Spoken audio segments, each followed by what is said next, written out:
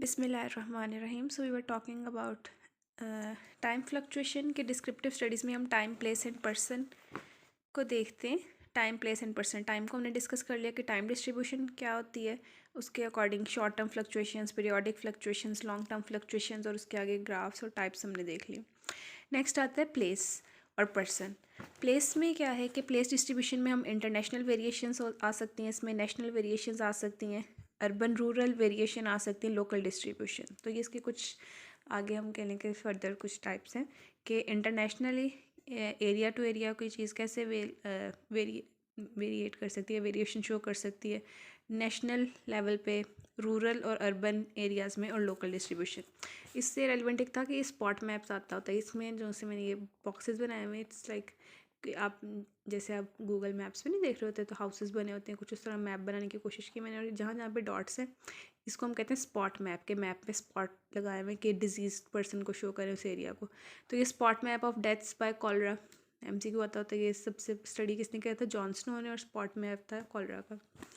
Person distribution में person wise एक जो पर्सनल कुछ आप कह लें कि फैक्टर्स होते हैं, उनके बेस पे हम डिस्ट्रीब्यूशन करते हैं। जैसे कि based on age, male and female, sorry, gender की बेस पे, सेक्स की बेस पे मेल एंड फीमेल होंगे, एज की बेस पे हम एज ग्रुप्स बना दें, suppose less than 20, more than 20। Occupation की बेस पे marital status, married unmarried, occupation में कोई कोल वर्कर्स हैं, कोल इंडस्ट्री में कुछ वर्क कर रहे हैं, कोई सिलिकॉन इंडस्ट्री में वर्क कर रहे हैं। सोशल फैक्टर्स हैं और हैबिट्स हैं, इनकी बेस पे हम डिस्ट्रीब्यूट कर सकते हैं। ठीक है, इसमें जैसे people working in coal mines, उनको एंथ्राकोसिस ज़्यादा होता है, तो वो ऑक्यूपेशनल बेसिस पे अगर डिस्ट्रीब्यूशन हो तो उसमें इस तरह स्टडी होती है। अभी पर्सन बेस पे डिस्ट्रीब्यूशन है, प्लेस एंड टाइम की हमने कर ली है। नेक्स्ट आते हैं एनालिटिकल स्टडी डिज़ाइंस। जब मैं स्टार्ट में क्लासिफिकेशन बताया गया तो उसमें बताया था कि एनालिटिकल स्टडी डिज़ाइंस कौन कौन से होते हैं। उसमें आते हैं cross sectional, case control, cohort, experimental. Experimental में इकोलॉजिकल भी इसको हम कह सकते हैं, या कोरिलेशनल स्टडीज़। क्रॉस सेक्शनल का दूसरा नाम होता है स्नैपशॉट ऑफ पॉपुलेशन। स्नैपशॉट जैसे हम स्क्रीनशॉट ले लेते हैं ना एक ही जगह पे स्क्रीन का, तो क्रॉस सेक्शनल स्टडी में ना एक ही दफ़ा में सारे लोगों से डाटा कलेक्ट किया जाता है। मतलब एट द मोमेंट, या एट द मोमेंट से मुराद है कि इसमें कोई वो लॉन्ग टर्म फॉलोअप नहीं है, कोई हमने बैकवर्ड स्टडी नहीं करनी। उसी सिचुएशन में, उसी टाइम में आप जैसे आप वो क्वेश्चनियर्स करते हैं, आप शेयर करते हैं, या फिर आप खुद वो कोई फॉर्म्स वगैरह फिल करते हैं, तो वो सारे क्रॉस सेक्शनल स्टडी में आते हैं। तो it's a snapshot of population. Sampling में इंटायर स्टडी ग्रुप आता है। बेस्ट टू यूज़ वन, किस वक्त हमने यूज़ करना है इसको बेस्ट होता है? जब एक्सपोजर और आउटकम कॉमन होते हैं और रिलेशनशिप उनका इतना कोई अंडरस्टूड नहीं होता। इस चीज़ को खैर आप रहने दें। एसोसिएशन मेजर क्या है? इसमें प्रेवलेंस देखते हैं, ओल्ड प्लस न्यू केसेस हमें मिलते हैं। क्रॉस सेक्शनल स्टडी वाहिद स्टडी है जिसमें प्रेवलेंस आ रही है, बाकी किसी में प्रेवलेंस का जिक्र नहीं है। तो क्रॉस सेक्शनल स्टडी में प्रेवलेंस आनी है, इसको हम स्नैपशॉट ऑफ द पॉपुलेशन भी कहते हैं। और इसका दूसरा नाम है प्रेवलेंस स्टडी, क्योंकि इसमें हम प्रेवलेंस चेक कर रहे थे। तो क्रॉस सेक्शनल स्टडी को हम प्रेवलेंस स्टडी भी कहते हैं। अब हम आते हैं केस कंट्रोल की तरफ। एक ना मैं आपको टर्म बाद में पढ़ाऊँगी, बाद में इसको डिस्कस करते हैं। बाइस और उसकी कुछ टाइप्स होती हैं।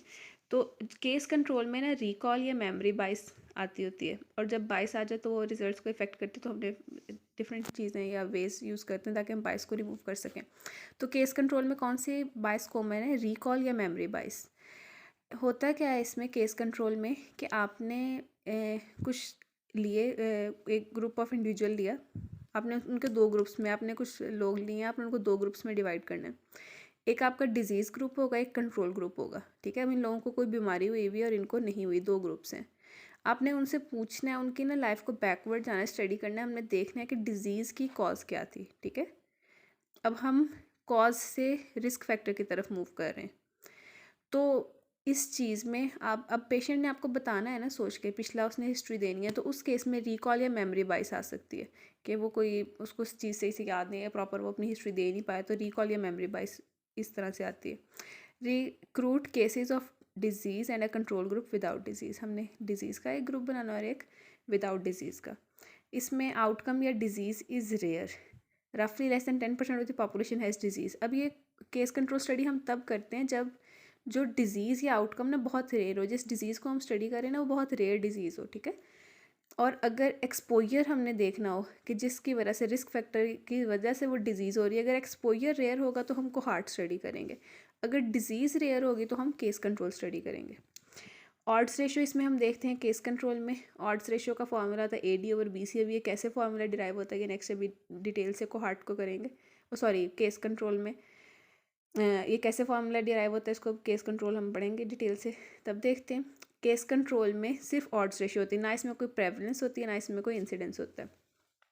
कोहार्ट में क्या होता है, कोहार्ट में हॉथरॉन बाइस होती है HAWTRONE, और इसमें एट्रिशन बाइस हो सकती है। एट्रिशन बाइस का मतलब होता है कि कोहार्ट में ना आपने फॉलोअप करना है, कुछ लोगों को लिया आपने उनको कोई वो सपोज वो काम करते थे सिलिकॉन इंडस्ट्री में, सिलिका डस्ट से एक्सपोज थे, आपने उन लोगों को लिया और आपने उनको स्टडी करना है, और कुछ लोग थे जो उनसे नहीं थे एक्सपोज।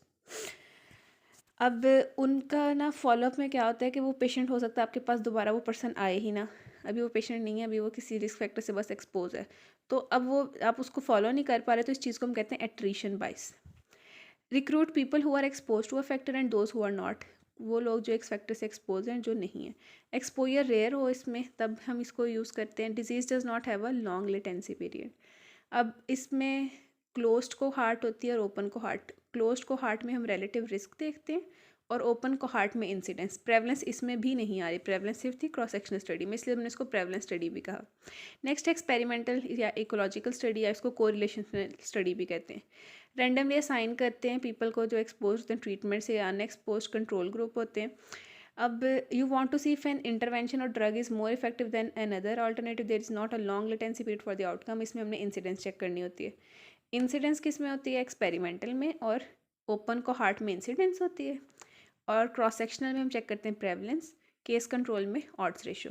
इन सब को डिटेल से हमने पढ़ना है, मैंने बस एक छोटा सा ओवरव्यू दिया और इसकी असली समझ आपको आ जाएगी नेक्स्ट पेज में जब मैं आपको करवाऊँगी।